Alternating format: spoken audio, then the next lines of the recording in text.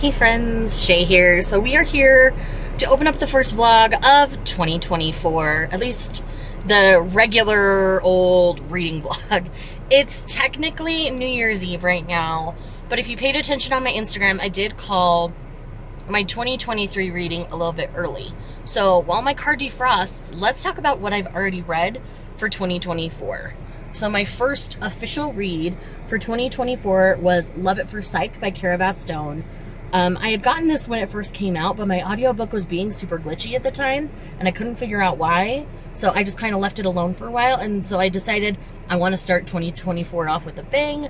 Let's do one of my favorite authors, and that is Cara Stone. So with this one, essentially we have two people who had kind of been crushing on each other for a while, but they had a really bad experience in a previous class. Essentially, they were both accused of cheating in the class. Neither of them were. They were just drawn to each other and kept looking at each other. And so they thought they were cheating. So their current professor kind of knew what was going on with that.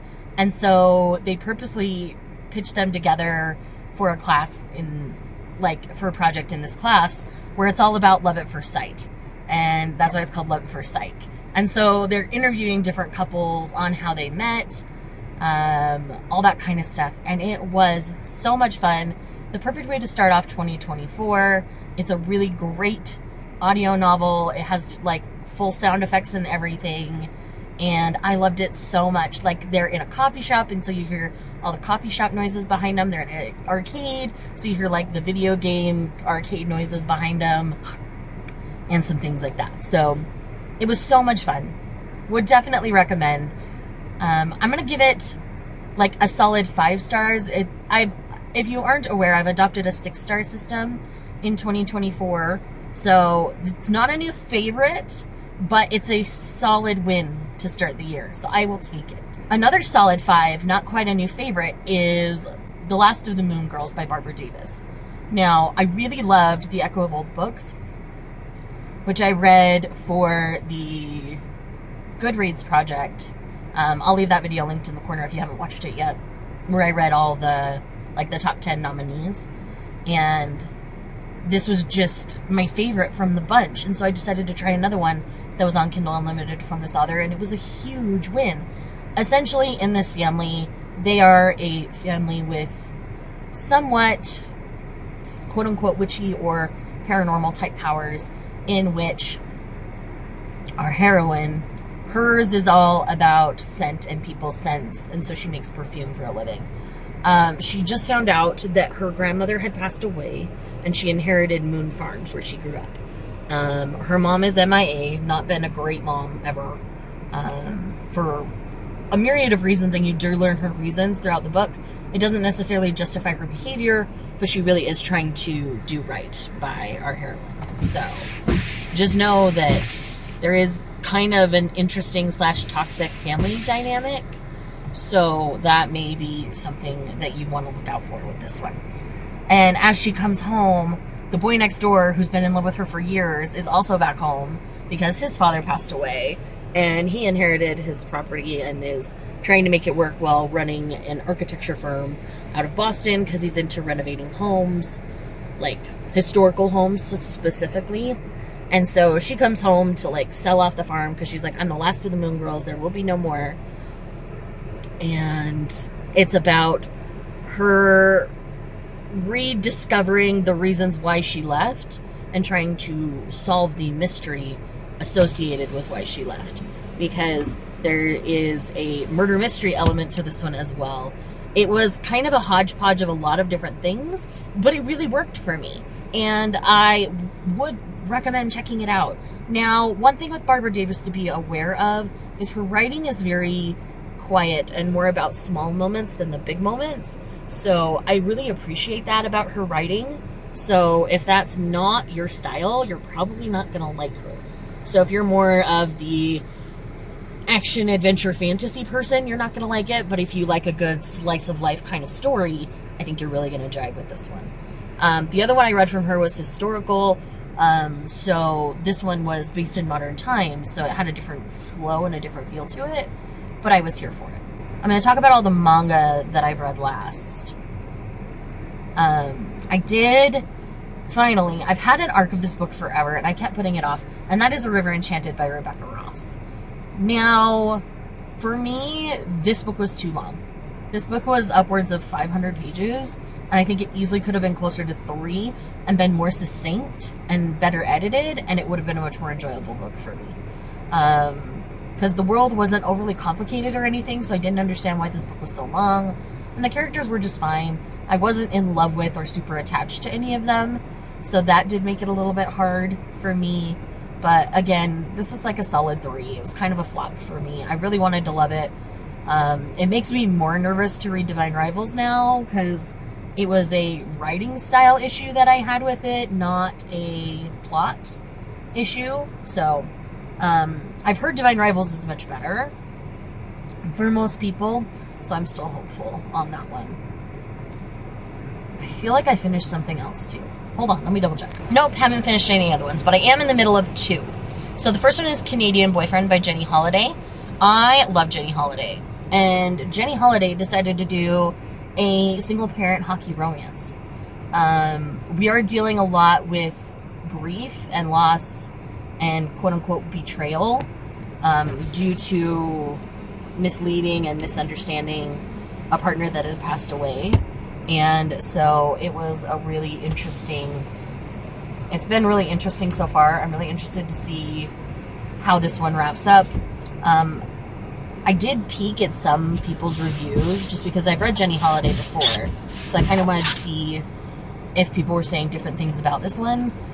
So I've heard the hero's reaction to the end is a little overdramatic, and it's pretty clear what that's going to be. It's a pretty easy setup. So essentially, this girl meets this cute hockey player in high school. She's working at a coffee shop, and she meets him there. Like, he's broken a tooth, and he's just really, like, charming and flirty.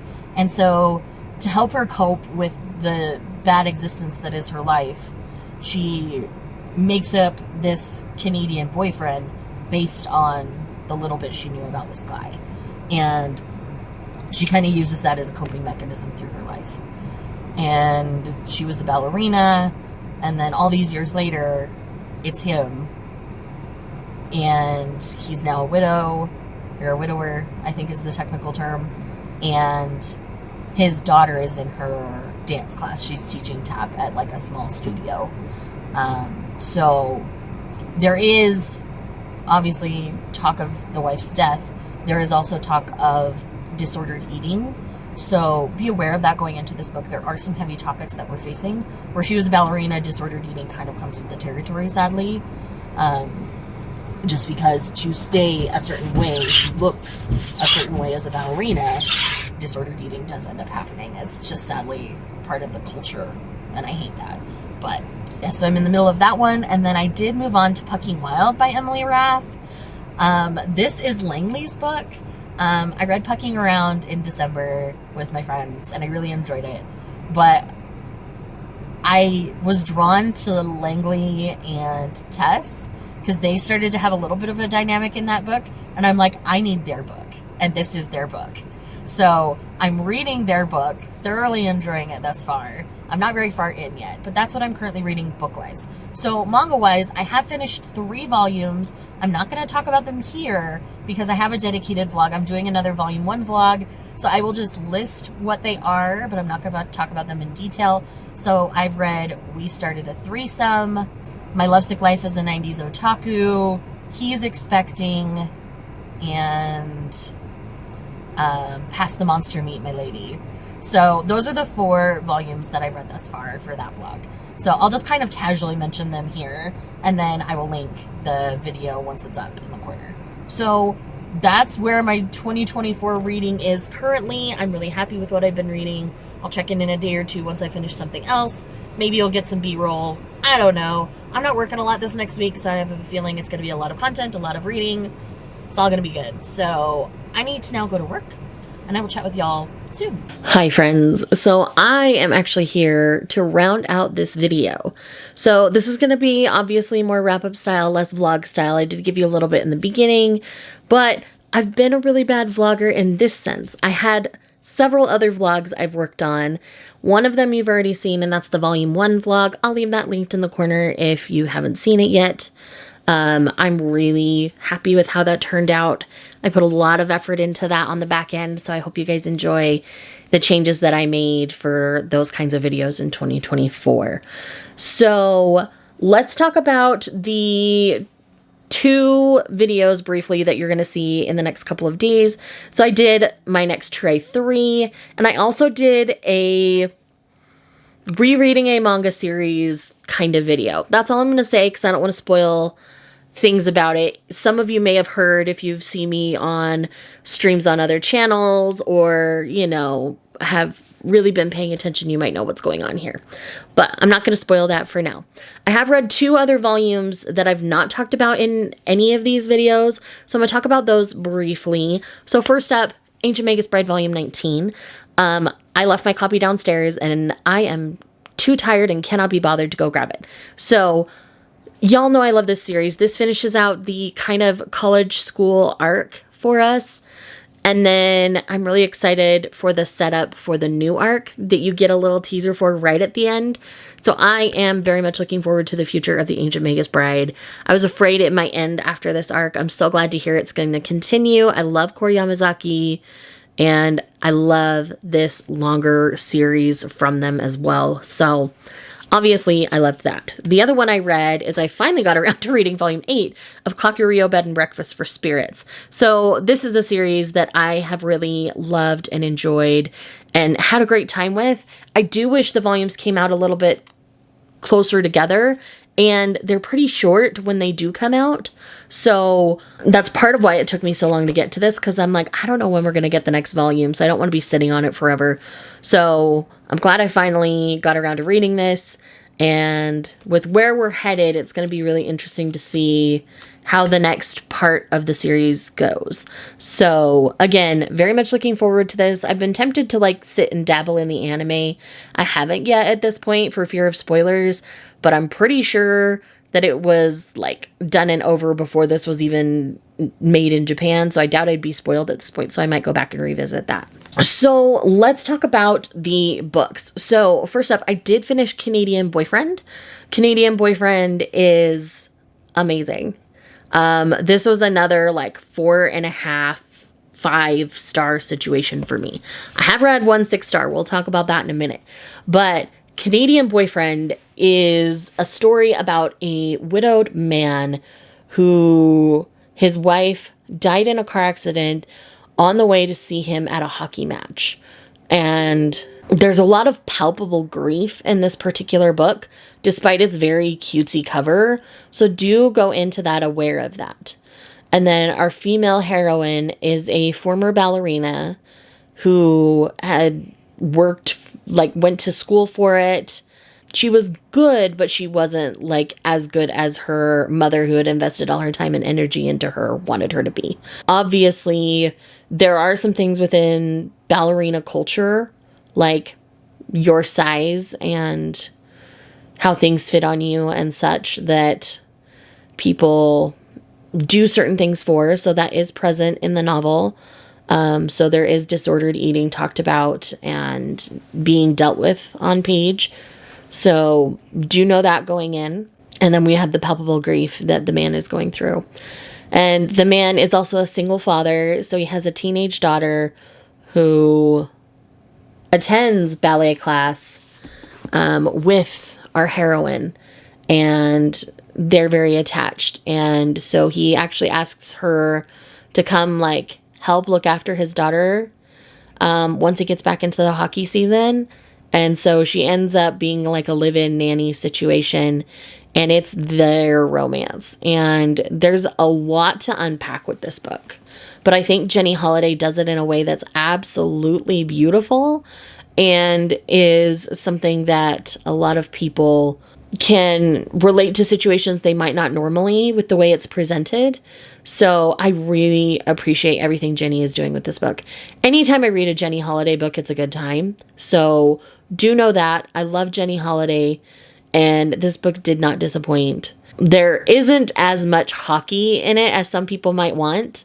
Like, I know some of my friends who read hockey romances, one of their complaints is there's not enough hockey. So hockey is heavily talked about and heavily present, but it's not like you're sitting there watching multiple games throughout the reading process of this book. So it's more like he's on the tail end of his hockey career, and he almost retired when his wife passed away, and he decides to go back for his own sanity. And so you see a little bit of that, but you don't see as much as some of you might want. So do know that going into this one. But again, zero regrets, fully a wonderful book. And then I believe the other one I was in the middle of was Pucking Wild last time we talked. So Pucking Wild by Emily Rath is the sequel to Pucking Around. I have not read Pucking Ever After yet. I do intend to read it soon.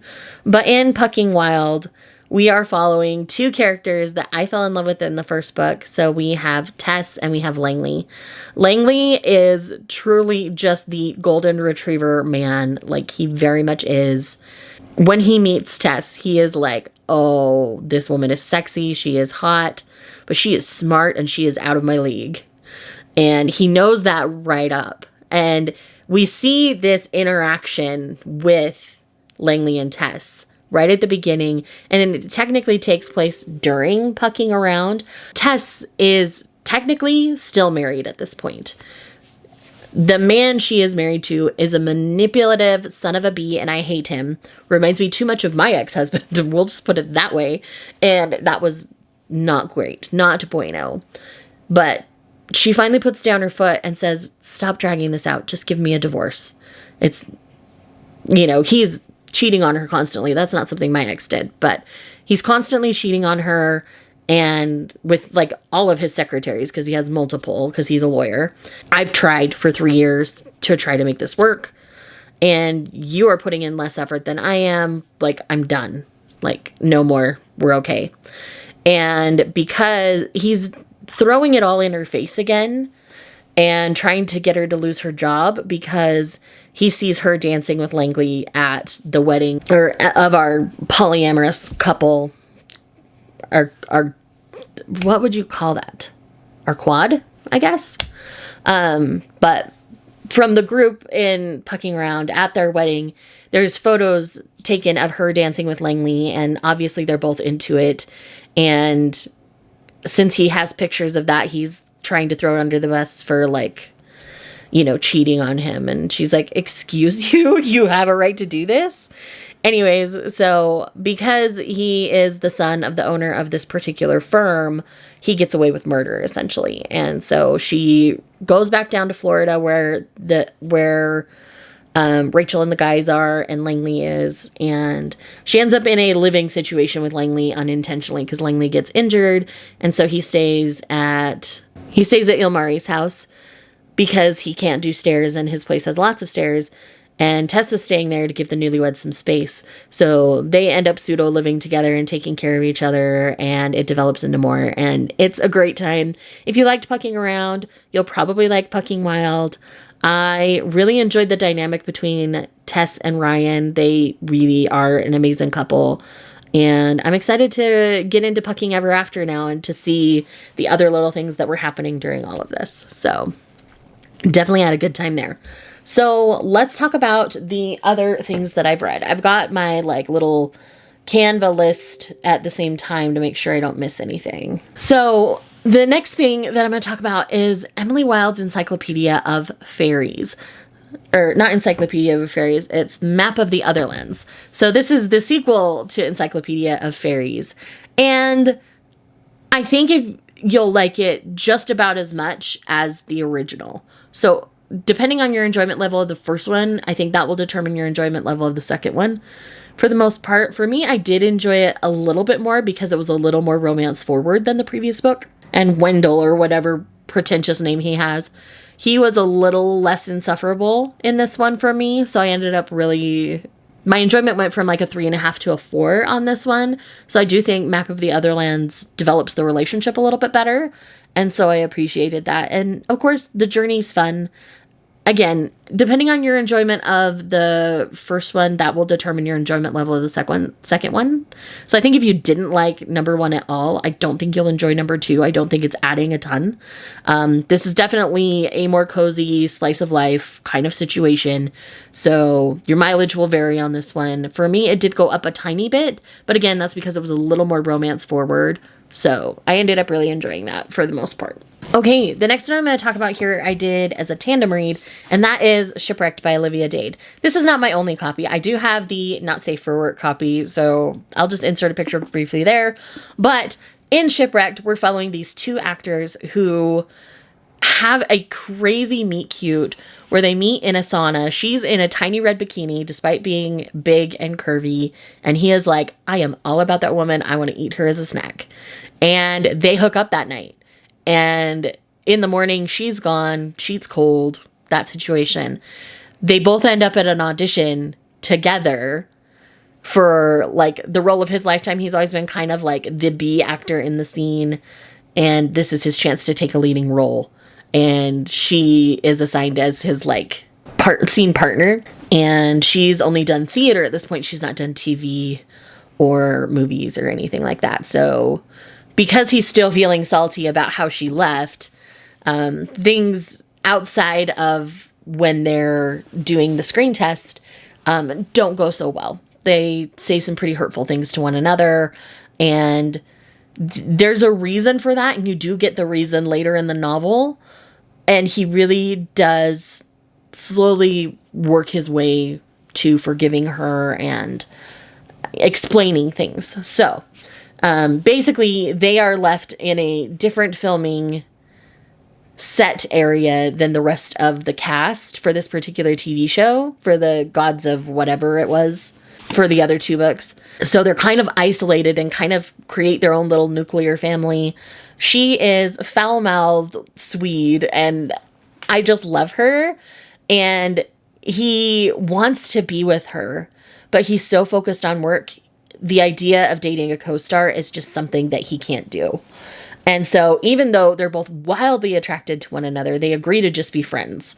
So this book takes place over 6 years of friendship, but they've hooked up a couple of times in those 6 years. And then they do finally get together in the end. And I really loved the friendship and how the friendship built. And then they did develop it into a more sexual relationship and more of a romantic relationship at that point, because then they were both emotionally available for it. The conflict at the end, thankfully, is short-lived, but can be a little overdramatic for some people, I think. But I think for this book and for these characters, the conflict made sense. So again, I gave this a solid, 5 stars. It's not my 6 star, but it's a solid 5. This is a good book. Period. End of story. No ifs, ands, or buts about it. So if you have not read Shipwrecked or Olivia Dade at all, I do highly recommend this. She be amazing. Read her. And this whole series, for the most part, is good. I do need to revisit all the feels, because when I read that, I could not forgive the hero for some of his behavior. So I actually DNF'd that one. I never finished it. But I've heard he does a good grovel and things are better. So I need to revisit that one, is what I've decided. But as of right now, Shipwrecked is my favorite in the trilogy. And I very much loved this. So the next one, I'm going to save my 6 star for last, because I think I'm going to ramble quite a bit about it. So this next one I have is a collection of essays. This is Have I Told You This Already by Lauren Graham. So I really loved Lauren Graham's first nonfiction, where she kind of talks about her life and shares a bunch of her stories, kind of from Gilmore Girls to Gilmore Girls and all the things in between. In this one, it's just more of a collection of essays where she has more to say and she has more to share. And it talks a little more about the pandemic and what she was dealing with during all of that. And again, if you like Lauren Graham, you're going to like this collection of essays. I happen to like her as a human and as an actress. So And she does talk about her work on Mighty Ducks, which is her most recent project for Disney Plus, and I ended up really enjoying this. I gave it a solid 4. It's a collection of essays about her life. So if you like Lauren Graham, you're going to like this. But it's not anything that I feel is necessary reading for everybody else, which is why it has me at a 4 instead of a 5. But again, any Gilmore Girls fan or any Lauren Graham fan is going to enjoy the book. So that's all I really have to say about this one, which is why I wanted to talk about it before the 6-star. So anyways, let's talk about this 6-star book that I read. And I might cry while we're talking about this, so fair warning now. God, I want to cry thinking about it. This is Role Playing by Cathy Yardley. And I loved everything about this book. I did not think I was going to. All my friends who have cried talking about it on their best books of the year list, like, I get you now. I feel you. And this book changed the game for me in so many ways.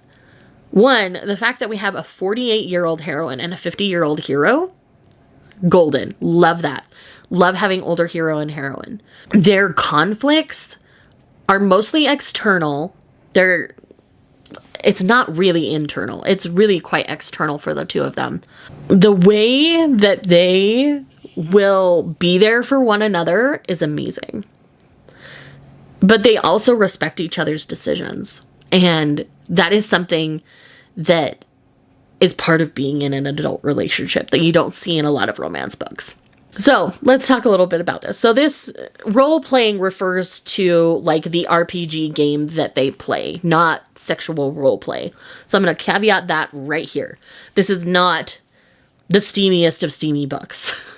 And there's a reason for that. And I love that reason so very much. So in the beginning, they meet doing this game, essentially.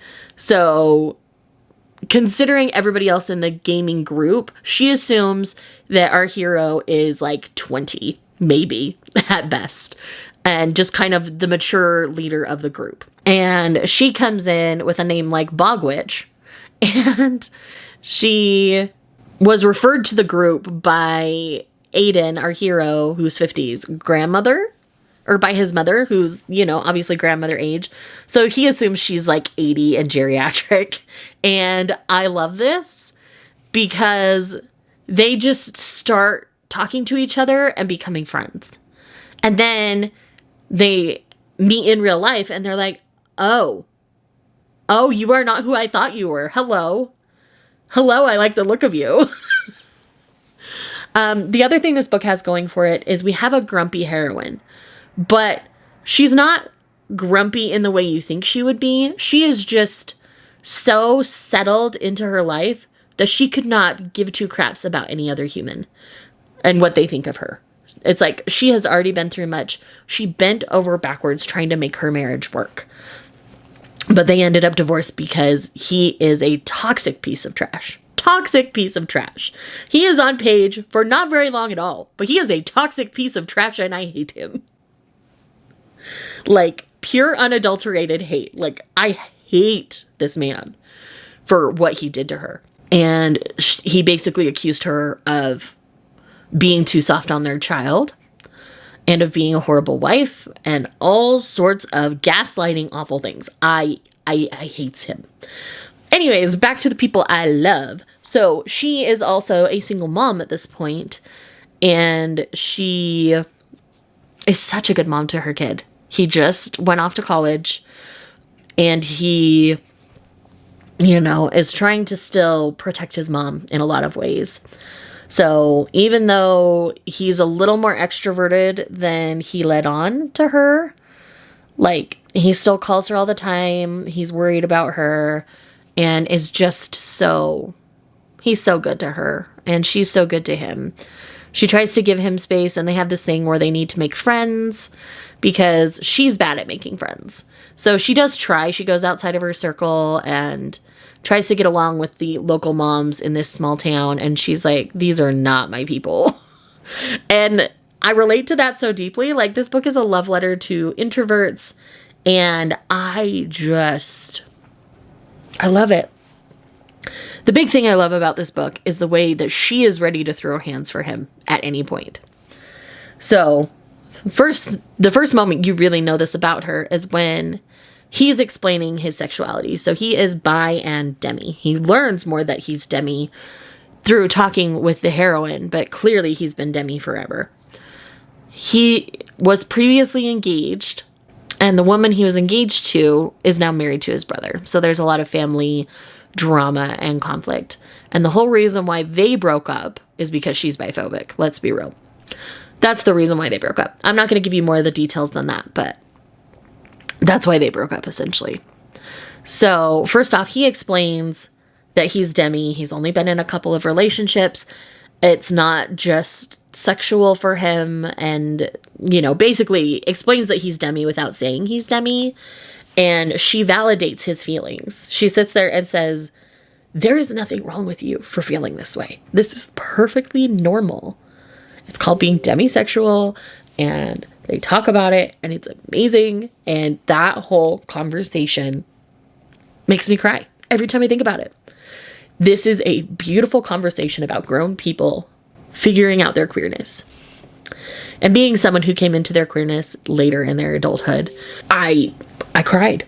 I still cry thinking about this book because of moments like this. The other time was when she went to a wedding with him because, like, she had originally said no. She thought that was the only reason why they had been friends. And, like, it was kind of a dumb thing where they both assume things. And once they talk and work through that, and she realizes that this ex, this toxic piece of crap ex, is going to be at this wedding, she's like, where is it? I'm coming. And she comes, like, dressed to the nines in, like, the most impressive way. And she plays nice with these horrible people all night long. But then this ex goes out of his way to say, you know, he's gay, right? Because he'd been with a man. And she starts to go on this tirade. And our heroine, she is literally ready to leap across the table and choke this woman. And I am right there with her. Like, this book is 6 stars. This book is perfection. Because I'm the kind of person that if someone was horrible to my partner, I would leap over a table and I would do something about it. Like, that is who I am as in my core as a human. I am married to a grumpy man, so he would do that himself. He doesn't need me to do it, but I would do it for him. And it got to a point where he had to draw a firm line with his family, just like Aiden had to draw a firm line with his family. And I respected my partner's decision. She respected Aiden's decision. Like, I love them. I love them so freaking much. I keep not saying her name. Her name is Maggie. But Maggie will go to the mat for anybody. And years of being in an abusive marriage taught her to go to the mat. And you see her kid do that for her at one point. You see her do that for her kid. You see her do that for Aiden. Oh my gosh. And Aiden is there to support her and love her and give her all the things she needs. And they just want to do it sitting at home playing video games together or watching TV together and ordering pizza. And that is the best thing about this book. I love this so much. If you have not read Role Playing by Cathy Yardley, you need to do it. This is already on my best of 2024 list, and I can tell you that right out the gate, 0 craps given. I will take no criticism on this book. Like, that level of love. And the thing is, it's not a super steamy book. Like, the steam you get is fantastic, but it's not about the steam of this book. It is about so much more. And I love it. I love it so much. So with that said, now that I've gone on for so long in this clip, I'm so sorry. Obviously, I've given you a bunch of books that I highly recommend and I think you should read in this video. Thank you so much for watching. If you are here just because you love me, leave me a video game controller in the comments as an emoji, and I will see you guys in the next one.